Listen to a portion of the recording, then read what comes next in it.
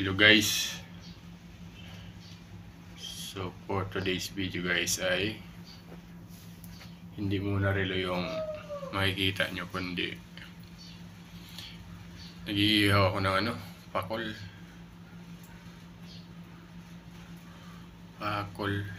yan o, trigger fish.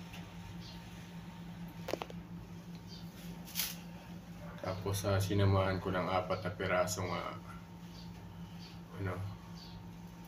longganisang lukban mga kabags. Yan.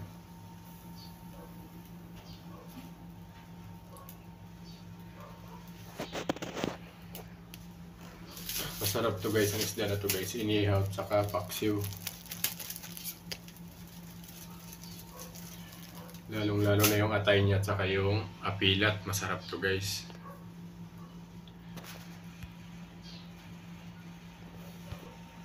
Sa mga hindi nakakaalam dyan, pag nakita nyo yung ganitong isda guys, ito yung tinatawag na trigger fish na sa malalim. Makukuha lamang to guys sa payaw o sa balsa. Yan. So ito yung tawag sa probinsya sa amin na pakol or borere. Ha? Napakasarap nito guys. Walang lasa to guys pag inihaw mo. Pero yung laman nito guys, napakasarap. Siyempre, isasawsaw nyo siya sa kalamansi tuyo. At yung atay nito guys, ang napakasarap. Ang paglilinis naman nito guys, ng isdang ito, tatanggalin nyo lang yung bahay balon-balunan niya, kung saan doon nakaimbak yung kinakain niya, yung pagkain. Kailangan tanggalin nyo at itira nyo lang yung atay tsaka apilat, tawagin sa amin. Yung pinaka niya, tawag doon, gallbladder ba niya yun guys, tawag doon. Yung napakasarap dito sa isdang to.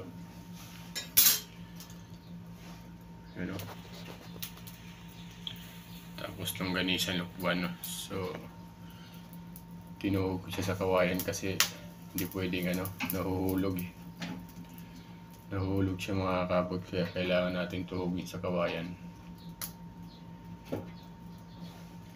So itong isda na to guys ay galing ng Romblon. Yan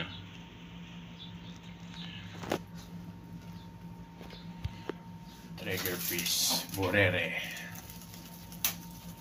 Paya natin para ang sekreto nito guys, pag luto na pala to, pag lumabas na yung katas niya sa katawan. So pag lumabas na yung katas niya dyan sa katawan, bumiyak na yung ito, ibig sabihin luto na. So hindi naman luto, kundi tumagos na sa ilalim yung init. Kaya dapat tutulutuin nyo naman kahit papaano. Guys trigger fish, borere. So 5 piraso to galing probinsya. Kahapon niluto ko siya, yung pagkaluto ko naman ay pinadubo ko na may tuyo. So gaya niya na lumalabas na yung katas niya. So ibig sabihin nakakapasok na ng daan-daan yung init sa loob. So yan yung pananghalian namin mga kabags. So, nandito ako sa 3rd floor. Yan o.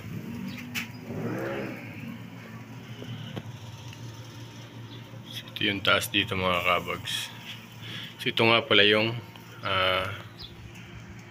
ginawa ko ng isang linggo, hindi ko lang na-vlog. Yan o. Nilagyan ko siya ng laminated kasi na to ng tubig, pinapasok. Yan o. Tapos yun o, tiniktik ko yun kasi lumabas yung steel bar niya. So para ma-preserve nyo at hindi magtuloy-tuloy yung kalawang, kailangan yung alagaan. Tapos yan mga na-retouch ko mga kabags yun, kasi magtatagulan na naman, kalawangin. Tapos yung taas nito guys, winaterproof ko na rin yung mga tagiliran yan kasi pumapasok yung tubig yan So yung bahay ni Paring Brian, shoutout sa'yo.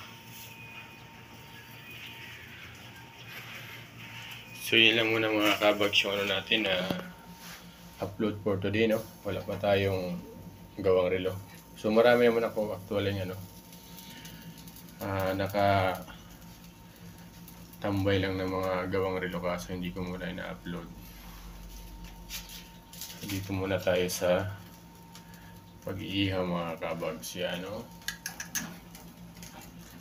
Namit ini trigger fish. Matigas tong balat ito mga kabags. Sa mga hindi na nakakalam pero sa mga taga Romblon, alam na nila itong mga kabags paano lutuin to. Shoutout pala kay Kuya Jong sa kay Uncle Oleg at Pran Rab. Shoutout sa inyo mga kabags, no? Kalami. So actually kami lang ni Mrs. talagang ano niyan, kakain yan. So sa baba nagluto na rin ako ng ginisang sayote na may giniling. So naisip ko lang partneran itong inihaw mga kabags para maganda yung kain.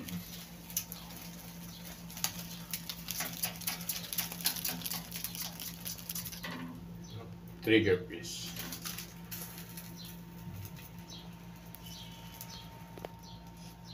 So, pabutin lang natin ng 10 minutes mga kabags para mababa yung video natin. Siyempre maraming salamat din sa ating mga silent viewer mga kabags. Don't forget to like and like and share.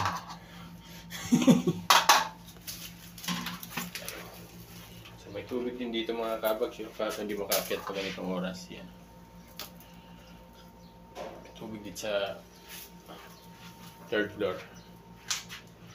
So ang panahon ngayon mga kabags, update tayo.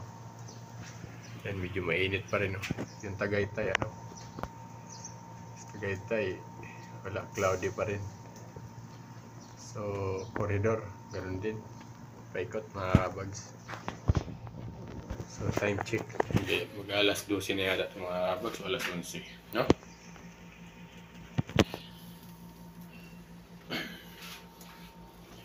So, nandito nga pala ako. Ikot-ikot lang ako dito mga kabags. Para makita nyo ako. Sabihin nyo, hindi ako nagpapakita eh.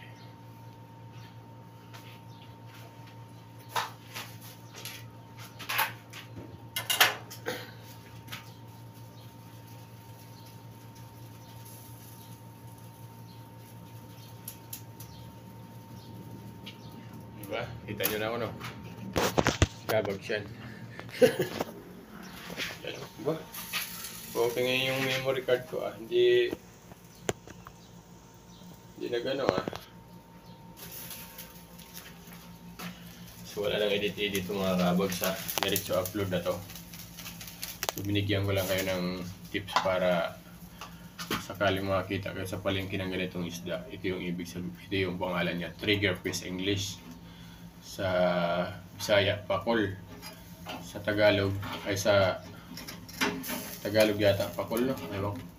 Iba-ibang iba-ibang tawag nito dito sa Pilipinas, guys. Iba-ibang tawag. Iba-ibang probinsya, iba-ibang tawag nito mga kabags. Pero sa amin to sa Romblon, burere ang tawag, pakol. Kasi ang pakol, guys, maraming variety yan. Kasama siya sa trigger fish, itong pakol. Ano? Pabutin natin ng 10 minutes, guys, Tanghalian na ba kayo? So today is Sunday.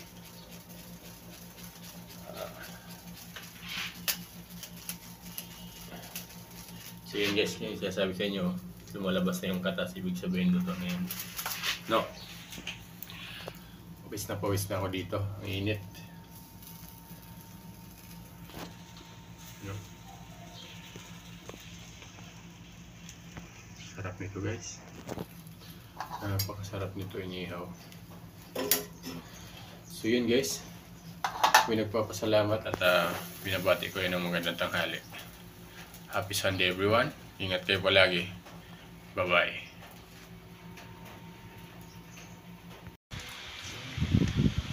niyo tayo.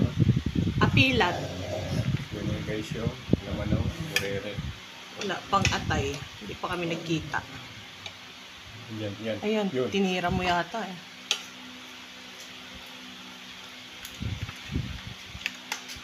Ito lang ang pinakamasarap na bahagi. The atay. Diba? Atay, Sabi ko na sa apilat, inyo. at saka ito. Itong mga gilid-gilid na yan. Yan ang masasarap. Asawa ko. Oh. Ganyan laman niya guys. Malaman yan, puro yan laman. Pero ito yung pinakamasarap. Ito. Ito. Yan. Yun guys. Kain tayo. Bye-bye.